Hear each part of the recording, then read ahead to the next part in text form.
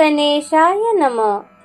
श्री नवनाथ महाराज की जय। श्री नवनाथ भक्तिसार कथा अध्याय 39। हा अध्याय वाचल्याने युद्धामध्ये विजय प्राप्त होईल। श्री गुरुदेव दत्त अवधूत। बद्रिकाश्रमापासून रामेश्वरापर्यंत पृथ्वीवरील सर्व तीर्थे चरपटीने पाहिली। स्वर्गातील स्थाने पहावीत असे त्याच्या मनात आले। तो पुन्हा बद्रिकाश्रमात गेला। भगवान शंकराचे दर्शन घेऊन व्यानास्त्राचा मंत्र म्हणून भस्म कपाळी लावताच त्याला स्वर्गात जाणे शक्य झाले। प्रथम तो ब्रह्मलोकात गेला। ब्रह्मदेवाला चरपटी आपला पुत्र आहे हे कळताच आनंद झाला। चरपटी नारदासह वर्षभर तेथे राहिला। एकदा नारद सहज इंद्राकडे गेला तेव्हा इंद्राने, या कळीचे नारद, आज कोठे कळ लावणार? वास्तविक माणसाच्या प्रारब्धाप्रमाणे त्याच्याकडून कर्मे घडवून घेण्याचे असते। तो मुद्दाम दुसऱ्याची फजिती करून करमणूक करण्यासाठी भांडण लावीत नसतो। इंद्राने आपल्याविषयी असा गैरसमज करून घेतला हे पाहून नारदाला विषाद वाटला व राग आला। आता मात्र मी तुमच्यावर असा प्रसंग आणीन असे नारदाने म्हटले। चरपटी स्वर्गात आल्यावर नारदाने त्याला इंद्राचे नंदनवन दाखवण्यासाठी नेले। परंतु नारदा इतक्या वेगाने चरपटीला चालता येईना तेव्हा नारदाने त्याला त्रिखंड गमनाची कला शिकविली। मंत्रशक्तीने चरपटीला स्वर्गलोक, मृत्यूलोक, पाताळलोक, सत्यलोक अशा ठिकाणी सर्वत्र जाण्याची शक्ती आली। मग ते दोघे अलकापुरीतील नंदनवनात आले। मधुर फळांनी बहरलेले वृक्ष, सुगंधी पुष्पांचा घमघमाट, रंगीत सुंदर पक्ष्यांचे मधुर कूजन, थंड वायू यामुळे चरपटी उत्साहित झाला। भूक लागल्याने त्यांनी भरपूर फळे खाल्ली। सुगंधित फुले घेऊन ते ब्रह्मलोकी आले। ब्रह्मदेवापुढे फुले ठेवून त्यांनी त्यांना नमस्कार केला। अशा प्रकारे नारद चरपटी रोज नंदनवनात जाऊन फळावर ताव मारीत। एकदा वनरक्षकांनी पाळत ठेवून चरपटीला पकडले। नारद मात्र मागच्या पावली पळून गेला। चरपटीला वनरक्षकांनी चोप दिला। त्यामुळे रागवलेल्या चरपटीने वाताकर्षण मंत्र टाकून सर्वांचे प्राण कासावीस केले। हे वृत्त इतर रक्षकांनी इंद्राला जाऊन सांगितले। इंद्रांनी देवांना आज्ञा केली। ते युद्धासाठी निघाले। त्यांना लांबूनच येताना पाहून चरपटीने सर्व देवांना मूर्छित केले।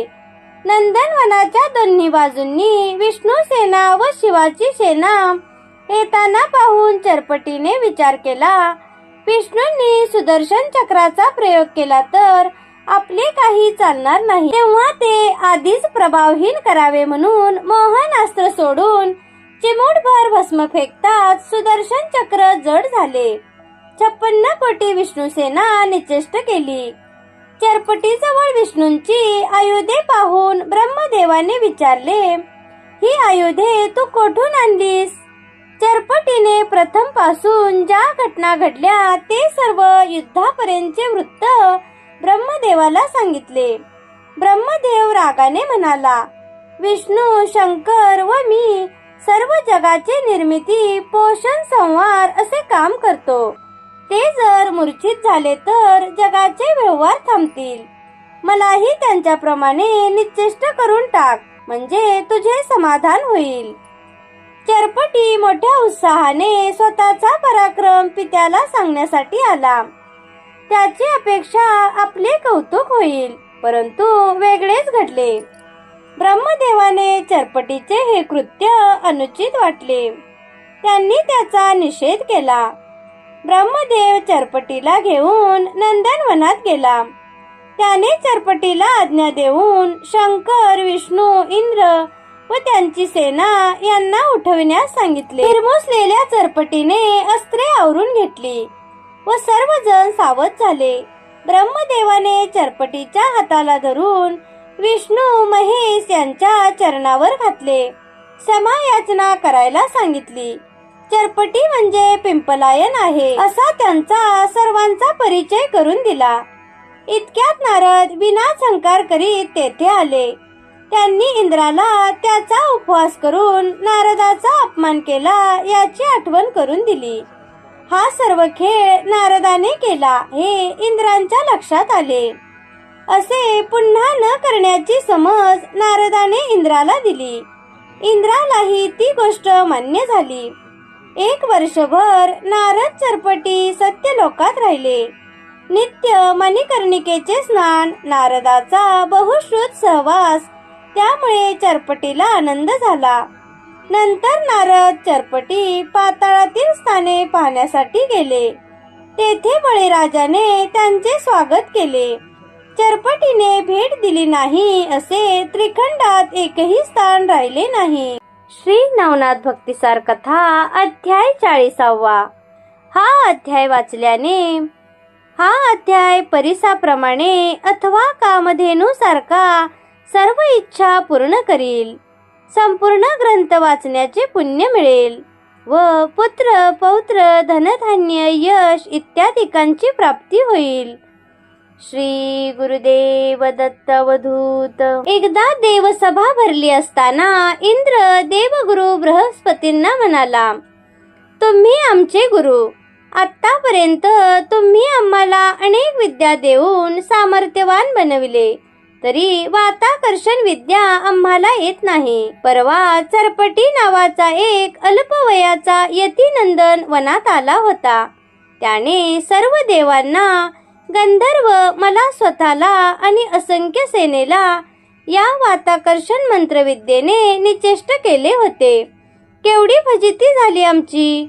याकरिता वाताकर्षण विद्या देवांना आली पाहिजे, नाहीतर उद्या इंद्रपदाला मुकावे लागेल. या विद्येच्या प्राप्तीसाठी नाथपंथीयांचे शिष्य बनून रानोमाळ भटकत राहायचे. त्यांनी केलेले हाल सत्व परीक्षा म्हणून सोसत राहायचे. भिक्षा मागून विद्या शिकायची हे देवांना शोभणार नाही. कच देवाला संजीवनी विद्या प्राप्तीसाठी आपण दानवगुरु शुक्राचार्याकडे पाठविले होते, तेव्हा किती समस्या निर्माण झाल्या होत्या. याचे स्मरण झाले तर शहारे येतात. तेव्हा देवांना कमीपणा न येता वाताकर्षण विद्या कशी प्राप्त करता येईल यावर उपाय सांगावा. देवगुरु बृहस्पती म्हणाले, तुम्ही स्वर्गात सोमयाग करण्याचे ठरवा. त्यासाठी सर्वश्रेष्ठ देवांबरोबर नवनाथांना निमंत्रित करा. त्यांचा सन्मान करा, प्रशंसा करा. आजीव करून प्रेमाने गोड बोलून ही विद्या त्यांच्याकडून मिळवा. उपरिचर वसू मच्छिंद्राचा पिता असल्यामुळे नवनाथांना निमंत्रित करण्यासाठी देवांच्या सूचनेनुसार तो बद्रिकाश्रमात गेला. त्यावेळी तेथे गोरक्ष, कानिप, गोपीचंद, जालंधर, अडभंग, धर्मनाथ इत्यादी नाथ होते. उपरिचर वसू म्हणाला, देवराज इंद्र स्वर्गात सोमयाग करणार आहेत. या कार्याच्या परिपूर्तीसाठी आपणा सर्वांचे सहाय्य त्याने मागितले आहे. आमंत्रणाचा स्वीकार करून नाथ मंडळी स्वर्गात जाण्यासाठी निघाली. त्यांनी हेलपट्टणाहून गोपीचंदाची माता मैनावती, वडवळहून वटसिद्ध नागनाथ, भरतरी, रेवण, चरपटी यांचेसह 84 सिद्धांना बरोबर घेतले. विमान अमनपुरीत आले. इंद्राने पुढे होऊन सर्वांचे सहर्ष स्वागत केले. मच्छिंद्रनाथांच्या सूचनेनुसार स्वेहल द्वीपात सोमयाग करण्याचे ठरले. तेथे किलोत्तला राणी व मीननाथ होता. ते सर्वांना भेटले. सोमयागाला प्रारंभ झाला. नाथ आहुती देत होते. पुत्र वात्सल्याने मच्छिंद्रनाथ मीननाथाला वेळात वेळ काढून अस्त्रविद्या शिकवित होते. हे पाहून बृहस्पतीने इंद्राला हळूच सूचना केली की यज्ञाचे यजमानपद उपरिचर वसूंना द्यावे व मोराचे रूप घेऊन इंद्राने मच्छिंद्रनाथ शिकवत असताना वाताकर्षण विद्या शिकून घ्यावी. इंद्राच्या बोलण्यातून ही गोष्ट नवनाथांना कळली. त्यांनी देवांना ही वाताकर्षण विद्या उपयुक्त होणार नाही असा शाप दिला.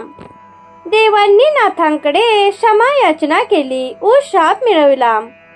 नाथ म्हणाले, नाथपंथीय लोकांना देवांनी त्रास दिला नाही तरच ही विद्या सफल होईल, अन्यथा हिचा प्रभाव पडणार नाही. तेव्हापासून नाथपंथांवर देवाची कृपा आहे. त्यांना दैवी त्रास होत नाही. सोमयाग पूर्ण झाला. मच्छिंद्रनाथांसह सर्व यती पृथ्वीवरील सर्व तीर्थे पाहत हिंडले.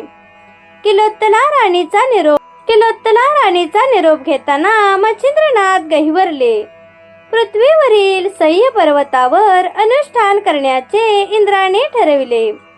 तेथे त्याने 12 वर्षे अनुष्ठान केले. स्वर्गातील मनकर्णिकेचे पाणी कमंडलूतून आणून पर्वत शिखरावर तो सोडित होता. त्याच जलाची पुढे इंद्रायणी नदी झाली. इंद्र स्वस्थानी गेला. नवनाथांनी पृथ्वीवर अनेक तीर्थाटने करून शके 1710 पर्यंत आपापल्या इच्छेप्रमाणे गुप्त समाध्या घेतल्या.